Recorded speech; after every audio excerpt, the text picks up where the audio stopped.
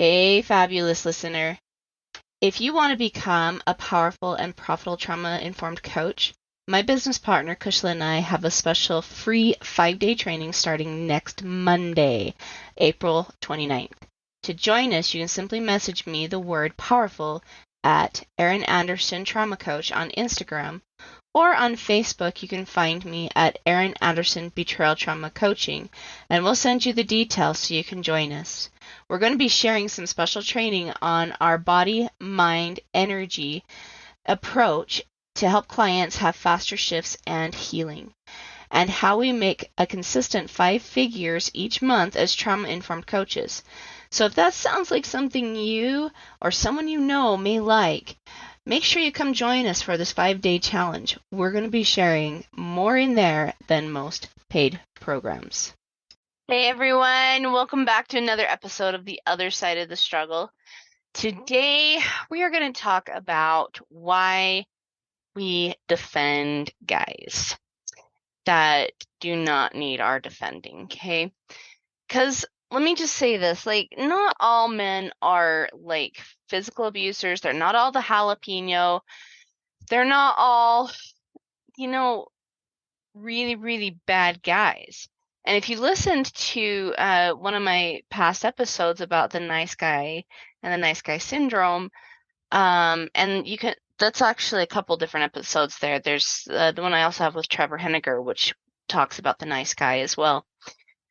Oftentimes we do have a nice guy, but we can still feel very abandoned by the nice guy. He's not going to be mean to you. He's not going to hurt you necessarily physically, but you also still are left feeling abandoned by him. So why on earth do we defend him? Why on earth do we defend men? Well, number one, let me say this, and this might be kind of controversial to some of you, but the truth of the matter is women actually really love men that can show up to protect them. When men aren't showing up that way for us, then what we tend to do is step into a very kind of a masculine energy and protect instead. We become the protectors. And since he's part of our relationships, he falls under the protecting guys. We need to protect him, right? We need to slay the dragon while he hides behind us in shining white armor, screaming because there's a dragon. And here we are, the damsel fighting it off. There's a big problem with that. Guys actually need to feel like they have something to protect. A good guy, a kind guy, he is not afraid to step into confrontation. He's not afraid to stand for truth. He's not afraid to stand for something, whereas the nice guy is. But sometimes we also have the jalapeno. So let me explain a couple of things to you here. Okay, if you remember, I usually categorize men who have addictions in 3 different ways. You have the mild, the medium, and the jalapeno. The nice guys are often in the mild section, which, we do like these guys. They're a little bit more easy to get along with. They're not super violent, but they're also not really there. We tend to not be able to get support from them because they're too busy trying to figure out life. They're too busy trying to figure out what the heck is going on with them, and it scares the heck out of them. And they're willing to say that something isn't right. They're willing to admit that they have faults, and they're willing to admit that they need to do something differently. But we still are left feeling very abandoned by them because they struggle with confrontation. The medium, on the other hand, is kind of a jerk. They tend to blame, deflect, put everything back on you, blame you, gaslight. Like, this is kind of where we get into the medium. They tend to have very narcissistic tendencies and could even be narcissistic themselves. We tend to think of the medium as just a big jerk. They're not a nice guy, and the world knows it. But they're not necessarily dangerous either to their allies. The jalapeno, on the other hand, is. Now, this is the guy who knows rage very well. And the littlest thing will set him off. The littlest triggers will set him off. And we often feel like we don't know what's going to set him off because it's so tiny and so little that most people wouldn't get set off by this, but he does. And so he goes into a ball of rage, and whoever is in his way is the one that's going to get beaten. Sometimes, not only do they get into the narcissistic and sociopathic tendencies as well, but sometimes they really do just have sadistic wants, and those wants involve seeing someone else suffer. They somehow get pleasure out of it. Sometimes it does mean that there's just a very wounded little boy in there, but it doesn't always mean that it's just that. Sometimes people really do want us to suffer. And it's a sad thing. It is a really sad thing to consider that is something that could possibly be happening. But when people watch other people suffer because of their actions, it gives them sometimes a very twisted sense of control. And this is why we have to be very, very careful with how we respond and how we react when it comes to defending and protecting someone that really needs to step up and defend and protect himself and his family. Because this is something that the masculine is very good at. It is not the role for the woman. But oftentimes we find ourselves there because the world for women is a very scary place. Women in general do not trust men. We feel like we are the prey and they are the predator. And we often have to take our time with a man in order to feel safe. And that's an okay thing. First impressions really do matter, but so do second, third, and fourth. It's really important that we watch how someone responds, a man responds, for a while before we ever consider getting into a relationship with them. However, if you already are in a relationship with a man and you've realized that he might be falling into one of these categories, the mild, the medium, or the jalapeno, then it's time to start looking at some things a little deeper. So let's dive into why women defend men. Number one, it's a survival technique. Okay? I talk to women all the time who are defending their husbands, even though he's been looking at porn, maybe he's cheated on her, all these things. And there's all kinds, like, maybe he does feel remorseful, maybe he does feel bad, or maybe he's blaming her, or maybe he just doesn't care. Okay? it's still a survival thing. The way that women and men are balanced, and it's not that this is bad, but it does create a very interesting dynamic when we have very unhealthy actions and very unhealthy thoughts. It is as such that men still in society do tend to make the most money, while women tend to stay home with the children. Now, there are a lot more women either stepping outside of the home or making money behind a computer, like I do, right? Who are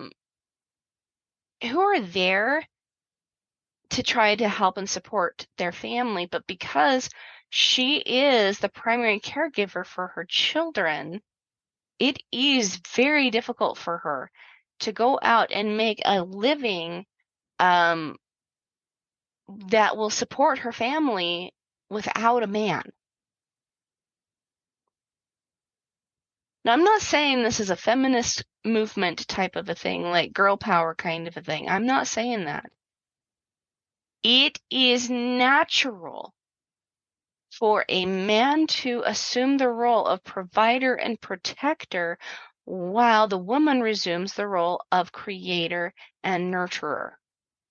That is very natural. Anybody you talk to that gets into the masculine and the feminine roles and energy will tell you this, that the man is very much like the clamshell and the woman is like the pearl. The man creates containment for the woman, and the woman gets to shine, create. The man literally focuses all of his energy into her, so that way she can focus all of her energy into the kids. The problem in today's society, and this is what pornography does, is it makes men fall asleep to this, completely abandoning the woman, and therefore the woman not being able to actually properly care for her children the way that she wants to. It happens a lot, unfortunately. We really do need men in society. Like, it is a big need, and men that understand their masculine roles. But if she's defending him, she's most likely trying to be in survival. She's trying to protect and provide for their kids. She understands that he is bringing in the money, and if she stops defending him, well, then she's going to have to acknowledge that somewhere in the back of her head, she's really thinking about leaving and divorce. But the idea is terrifying to her, because how is she going to support the family and still be a mother? She knows this. Oftentimes, these women also have very low self-esteem and self-worth. I talk to women constantly who are in betrayal trauma, and this is a big problem. They think they're berating themselves for not getting their education. They're berating themselves for not having any marketable skills. They're berating themselves. I'm a bad wife. I'm a bad mom. Somehow it must be my fault. And that can be a survival technique too. We defend because we don't want to actually face that it's our fault, which it's not. Let me just say that. But if we think it is, and we're already sitting here struggling with our self-worth, saying to ourselves in some way that we are the ones at fault can cause us to completely abandon ourselves. And we're already being abandoned. That is a terrifying and incredibly scary thought.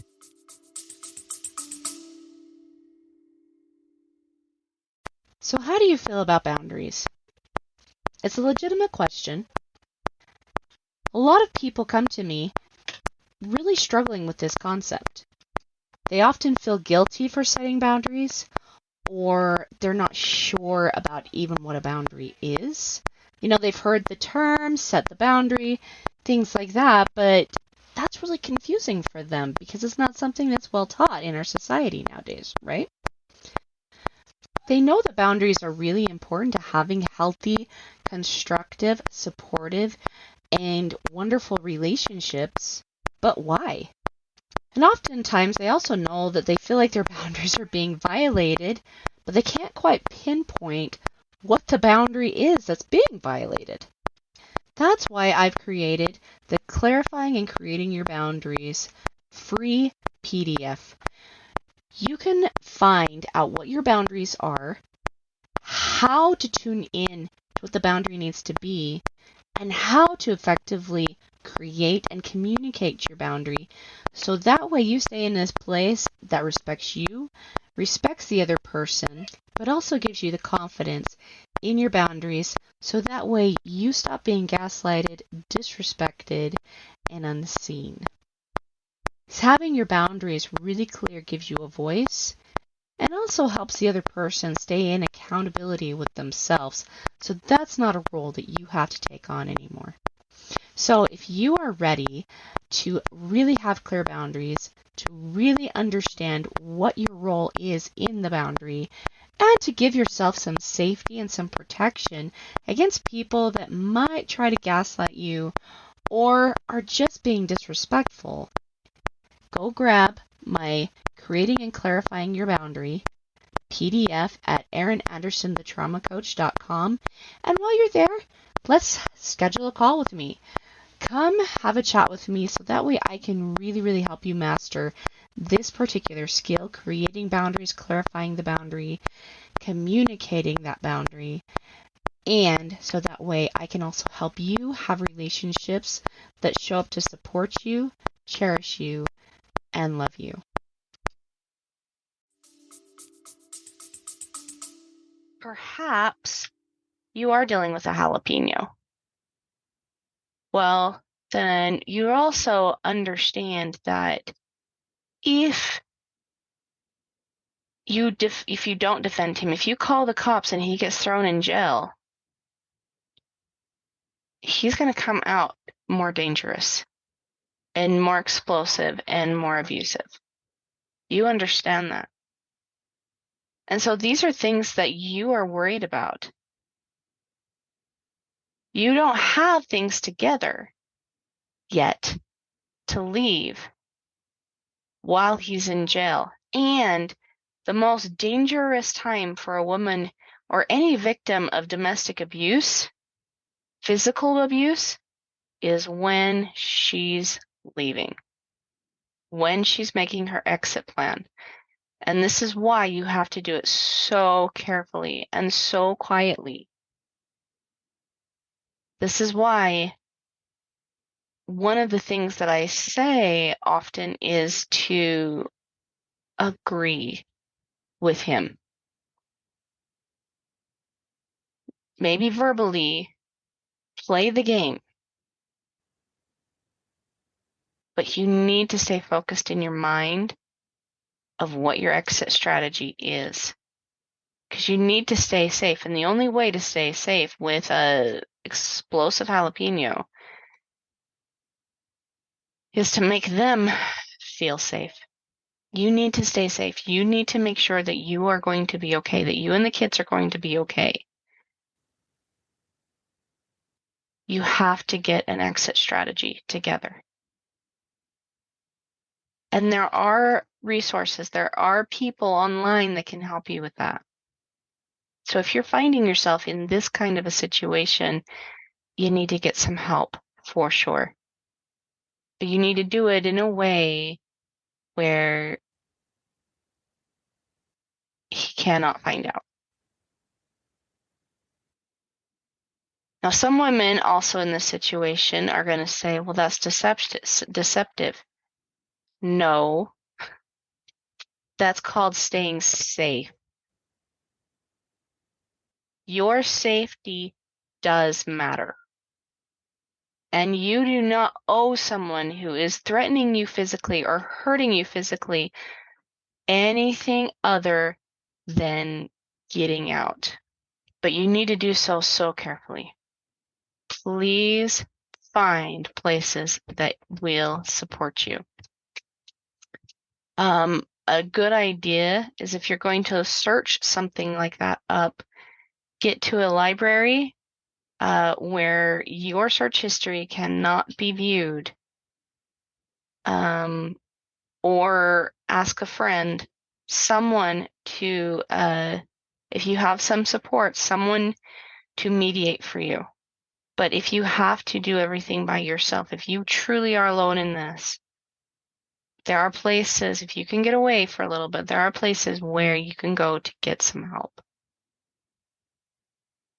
And places where you can get online and search how to get that help, make a phone call, all of these other things to get that exit strategy together. Okay? Number 2, oftentimes women defend abusive men or their nice guy because she's been taught to disbelieve herself and her own experiences. I often talk to women who have severe childhood and developmental trauma where somewhere, and this is also kind of a thing in society, somewhere she's been taught to disbelieve herself. Little girls are there to sit down and be quiet and look pretty. That's what she's been taught. And a lot of women have been taught to not have a voice.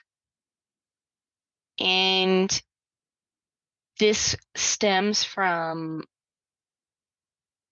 being taught to question her own experiences and thoughts over someone else, that someone else needs to do the thinking for them.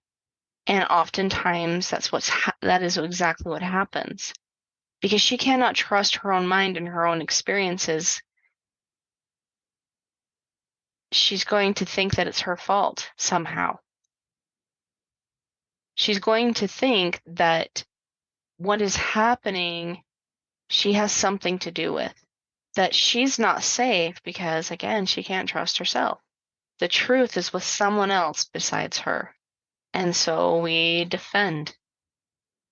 We defend and we defend and we defend someone that is hurting us. She really wants to believe he's a nice guy and that there is hope for the relationship. And because women do find security in their relationship with their spouses or their boyfriends or their guys, we want guys around us. We truly do, but we want them to be safe. And so when there's no safety, we are hoping and praying that he's a nice guy and that there is hope for the relationship. But the more we defend, the more we reiterate in the nice guy that he is not capable of protection, that he needs to be afraid of confrontation, and he, in a sense, needs to fear his own masculinity. Number 3, they don't feel like they have outside support. Oftentimes, women have been isolated. They're far from their families. Sometimes their families are just as toxic as what the husband or the boyfriend is because they have their own mental issues. This is something she is familiar with and knows well. We tend to get into relationships that feel familiar to us. And so if we feel like we've been abandoned by our parents and our siblings or whoever else, we tend to want that in our relationships, believe it or not, because it's familiar. And we know how to navigate familiar. I often think of this kind of like, I call this like the feral kitten syndrome, right? Obviously, a little cat is far better off with a human, but a little tiny feral kitten is going to be scared of a human. The kitten is familiar with the struggle of survival. The kitten is familiar with the feralness. The kitten is familiar with the danger around it. And it's not familiar with humans, which are the safest place for this kitten. This is why the kitten reacts so hissing and spitting and clawing and scratching, is because the human is not the familiarity thing. The protection, the safe place is not familiar. It knows how to navigate unfamiliar, but it doesn't know how to relax. I mean, I should say it knows how to navigate the scary, but it doesn't know how to relax in the protection. And we tend to do this often, with ourselves, I think, and our relationships. It really is a feral kitten kind of a syndrome. So let's talk about number 3. They don't feel like they have outside support, right? So if we're more familiar with the unsafe than what we are with the safe, this is what we're going to look for. I had a client a while ago, and this is one of the things that she really, really struggled with. She kept finding herself in situations with men, and actually other people, other women as well, where she was left feeling hopeless, at risk, abused, taken advantage of. She was being stolen from. Like, the chaos in her life was insane. And a large part of it is because this is what she was familiar with. She was far more familiar with the chaos and the corruption that people put forward to her. And so peace was actually threatening. She knew how to navigate the waters of chaos, but she did not know how to navigate the waters of peace. Sometimes they often aren't believed too. I know that it's really hard for people who haven't seen how vile somebody can be to believe that those things are really out there. And, I'll be honest, even me, I was shocked one day when somebody told me about how they had endured satanic ritual abuse. And I'm not going to go into that story. But I didn't realize that people could, I myself did not realize that people could be that sadistic. Do I believe her? Yes. But one of the things that she herself has come up against is the fact that not many people do.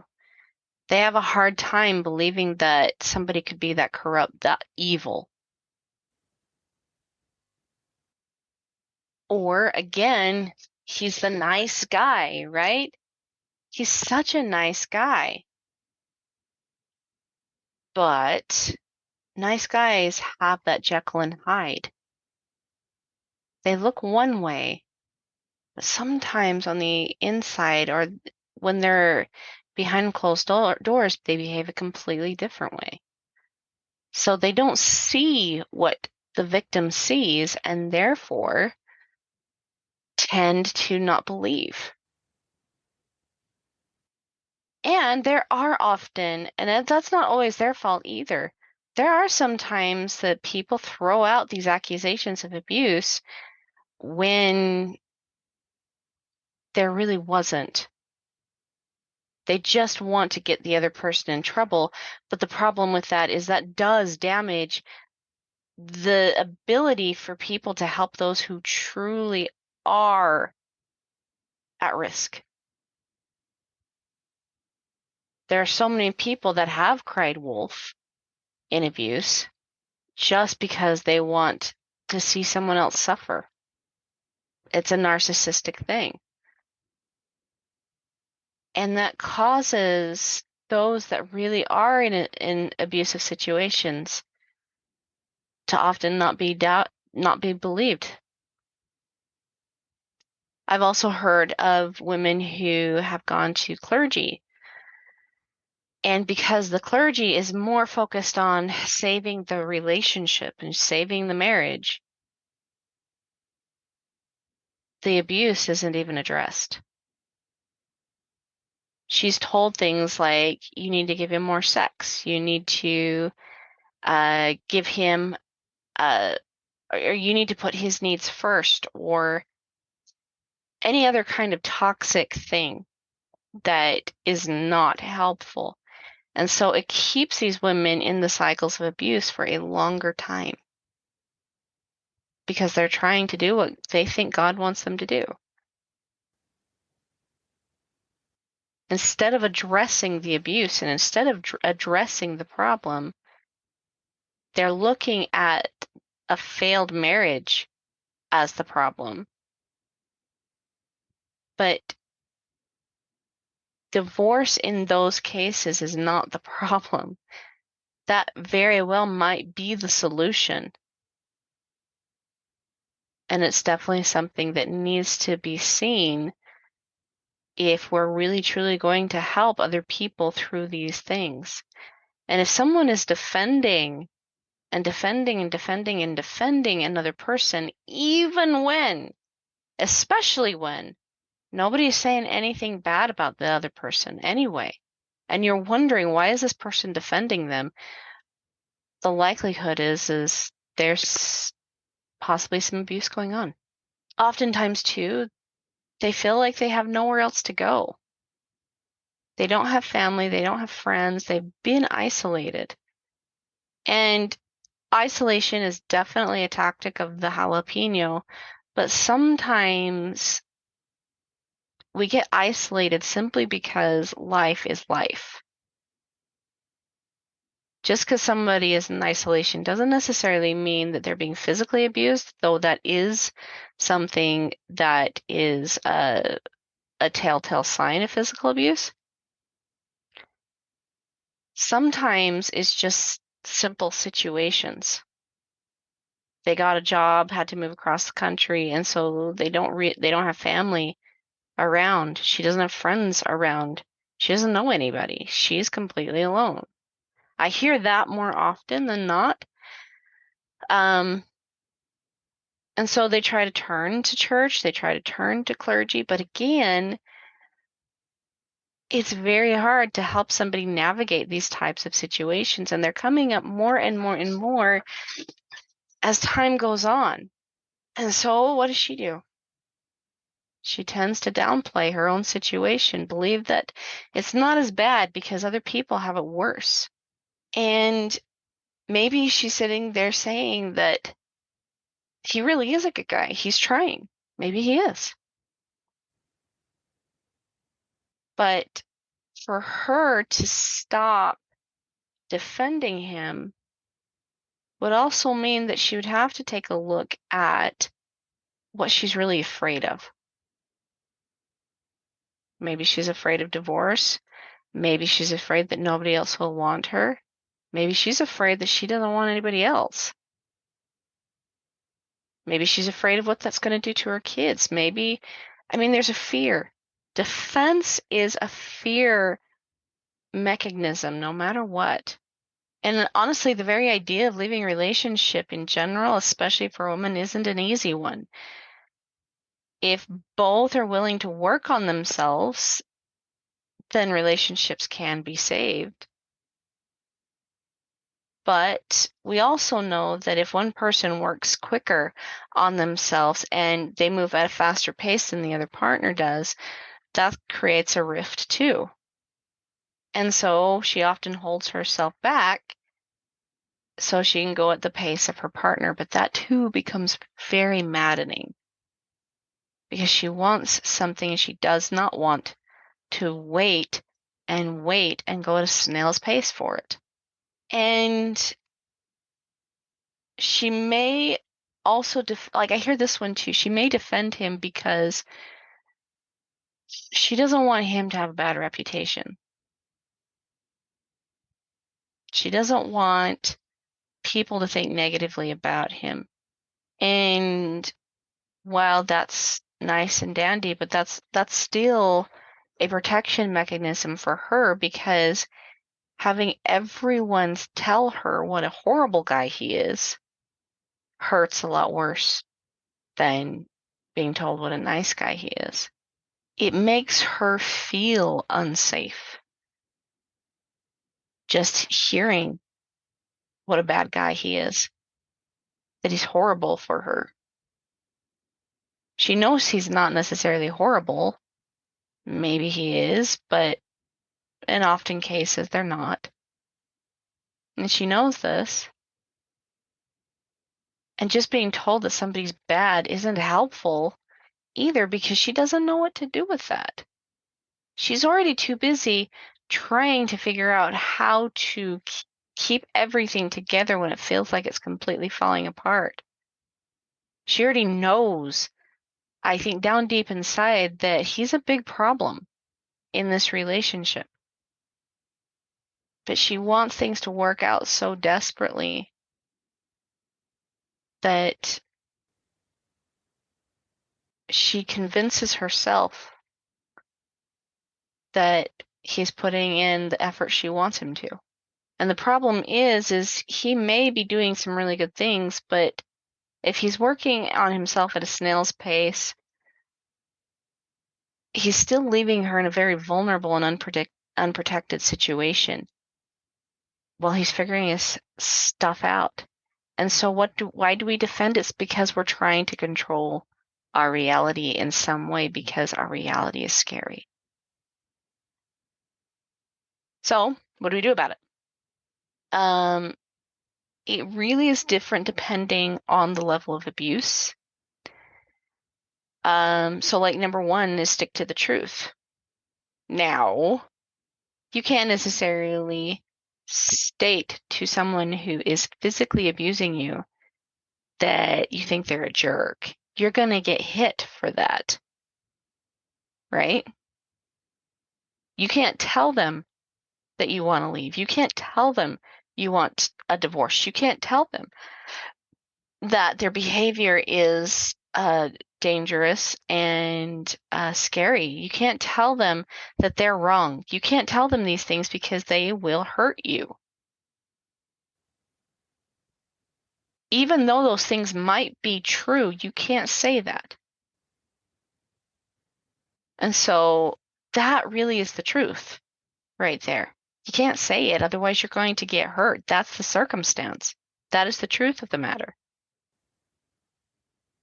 You know it. So sometimes the best thing to do is, again, realize your situation, be completely open and aware to it for yourself. You need to acknowledge these things for yourself. That is acknowledging the truth. And then, as I've said before, you also need to understand that you do need an exit strategy, one where you stay safe.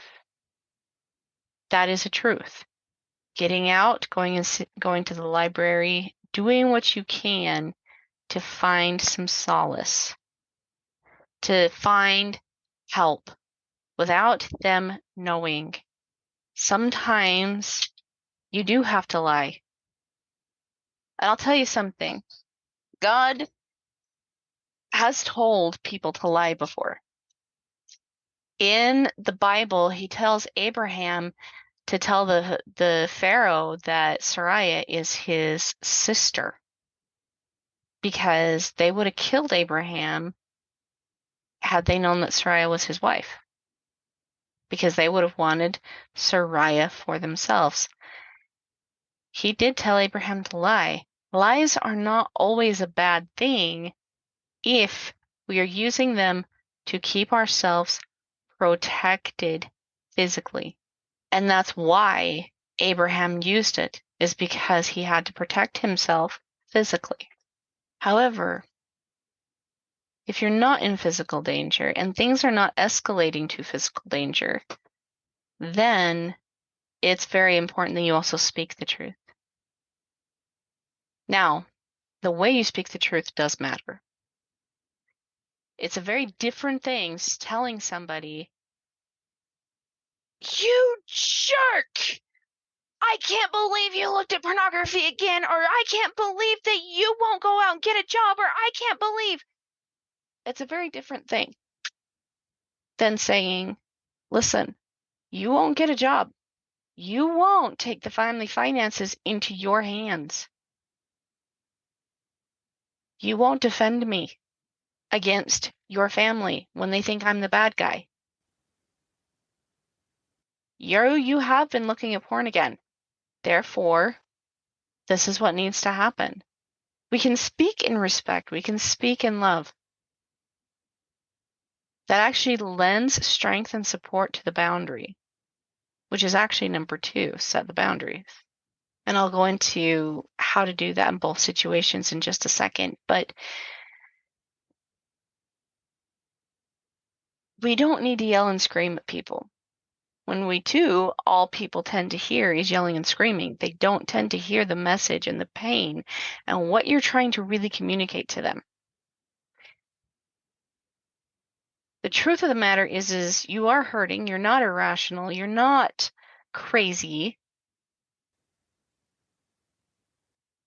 But it is also important to speak the truth and to not hold back on the truth. One of the things I love to say is something along the lines of, "Well, that's a really interesting thought there. What results is that giving you?" "That's interesting. What results do you think that's giving you with me?" The more you do this, the more I feel like I have to slay the dragon. The more you do this, the more I feel like I have to take on more roles that are not mine. Now, I will take those roles on, but you are going to be left feeling very alone and very demasculinated because these things have to be done. That's a very interesting thought you've got there. How is that serving you? Okay. Again, set the boundaries. Boundaries are about what you are going to do. This is why setting boundaries works in both the mild, well, on all 3, I should say, the mild, medium, and the jalapeno. You just do not have to tell the jalapeno or the person that is going to physically hurt you what the boundary is. You just need to get out. It is about what you do. And then how to stay safe, how to stay protected after you get out. It is important to know these things.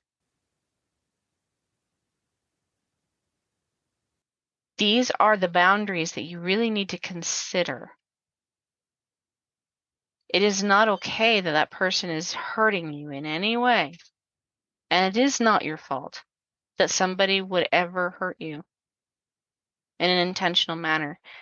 But it is important that you do have your exit strategy should you need that. If you are dealing with the mild or the medium and you don't necessarily have to leave the relationship because of physical abuse. And I will say this too. Neglect is abuse. It is. True not abuse is when somebody actually has your best interest and your needs at the forefront of their mind. Anything about them before you is not a good thing. It should be God or their highest form of love, and then you, and then themselves. Okay? Now, that might seem a little different because, I talk about the relational tiers and how you've got God and then yourself, but true self-love is also having a good outlook and a good concern and a deep concern for those that you truly do love. You don't put your fears and your insecurities above their well-being, ever. And if that is happening to you and things aren't changing, you too may need an exit strategy. That might be one of your boundaries. But if you truly, truly do believe that this relationship can work, number one, you do need to stop defending him. And you need to set some hard boundaries. We don't need to yell them. We don't need to scream them. These are not boundaries that you think of in the minute and enact in the minute. No, boundaries take some planning and some organization and some thinking about them. What will you do if this continues? Maybe you will ask him to leave. Maybe you will go somewhere. Maybe you will say, okay, well, phones and all devices have to go into a safe that only you know the password to. Maybe it really comes down to what you are willing to do, what you will do, and how you will keep yourself safe. You know, one of the truths you can also, or one of the boundaries you can adopt here in this situation is also saying that you will say the truth no matter what. That you will tell the truth, even if they decide not to. That you will be completely honest. If you feel like you're being gaslit, you will say that. I feel like you're gaslighting me. You might sit there and say you're not, but everything that you're doing, everything you're saying, and how hard you are trying to get me convinced that you're right, it all feels like gaslighting to me. Maybe one of your boundaries is that if he's going to do something, you are going to tell the truth.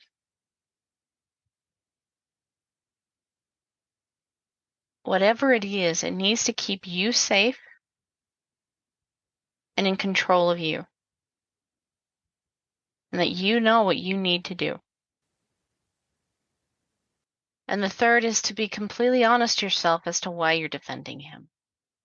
You know, I had a client not long ago who, her husband's is a nice guy. He is a nice guy. But again, nice guys do not defend. They do not get into confrontation.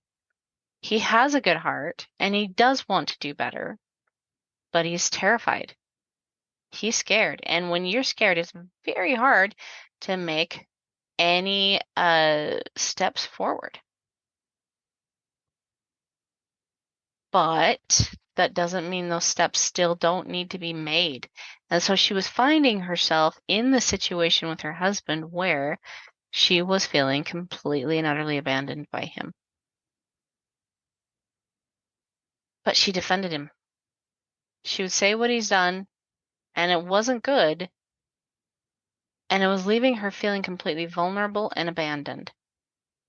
And so when I asked her what was behind the defense, and to just completely be honest with herself, she realized that she didn't feel like any other guy out there would want her. She had gained weight from the trauma and from the stress of her situation with him. And she felt like no other man would want her. She also did love him. She wanted him to do better. And so she was convincing herself that he was doing better than what he was. She would tell me that she really wanted me to understand how he was and that she didn't want me to think things badly of him. But in reality, she was really worried about what I would think about her. She didn't want to be a gossip. She didn't want to be a raging woman. She didn't want to be irrational.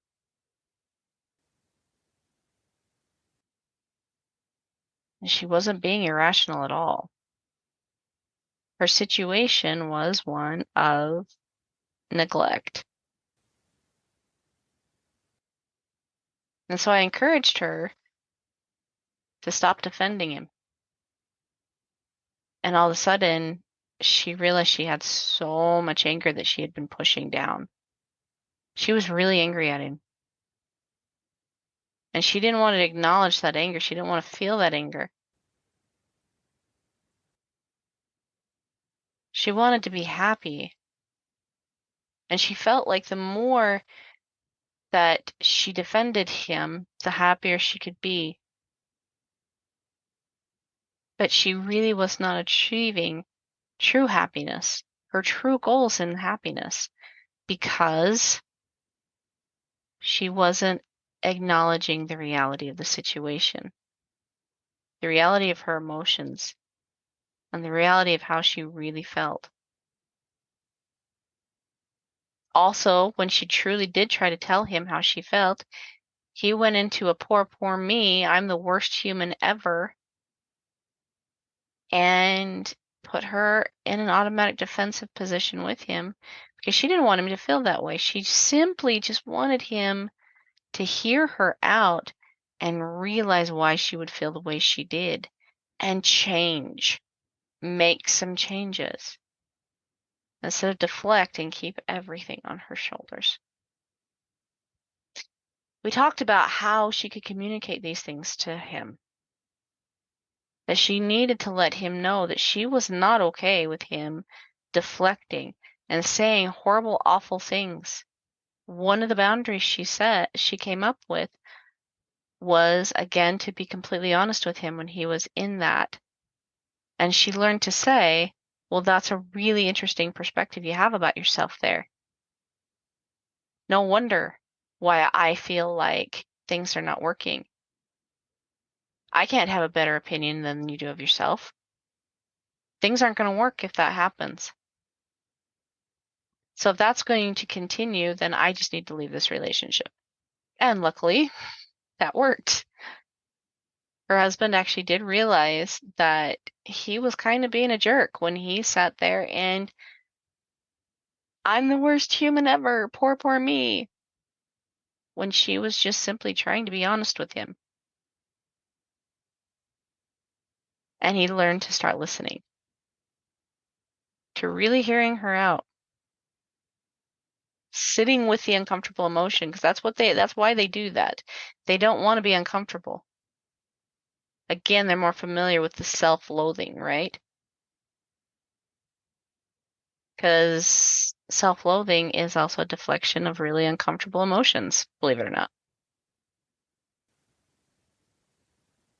And so he learned to sit in those really, really uncomfortable emotions, and he considered his actions, considered his beliefs.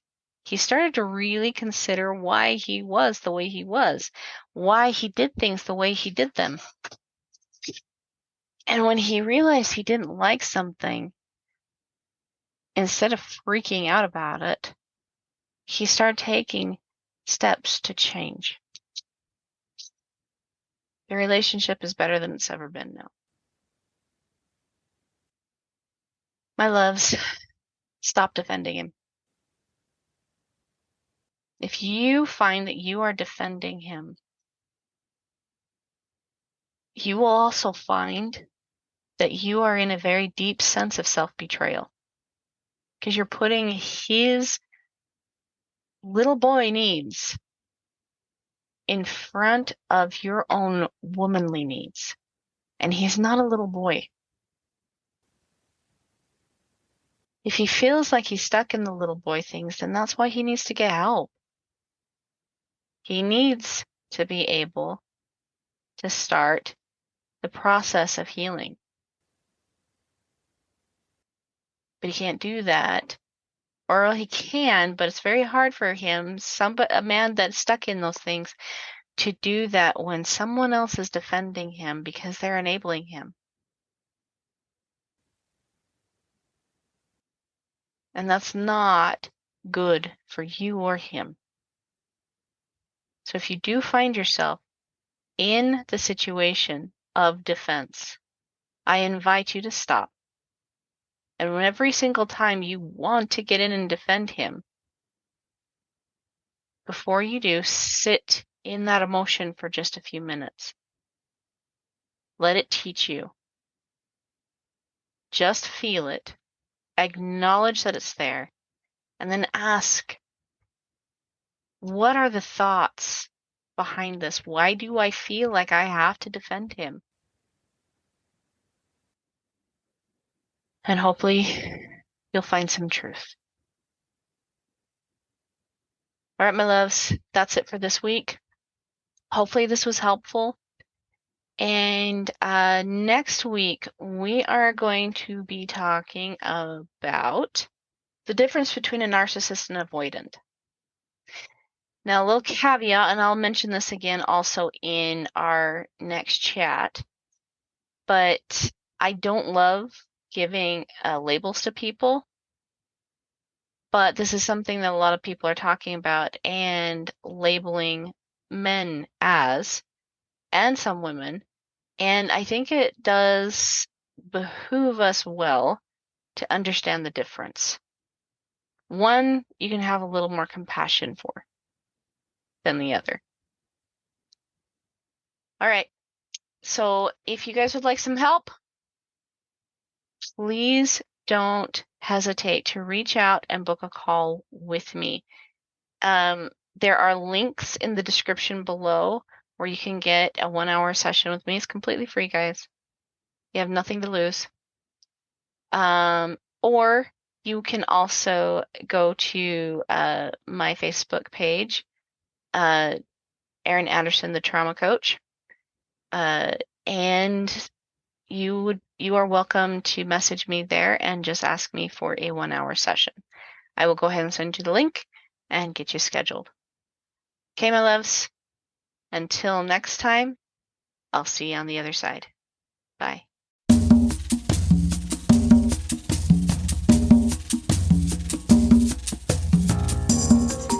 Hey guys, thanks so much for hanging out with me today and listening in on this podcasting episode. Don't forget to tune in next week. It's gonna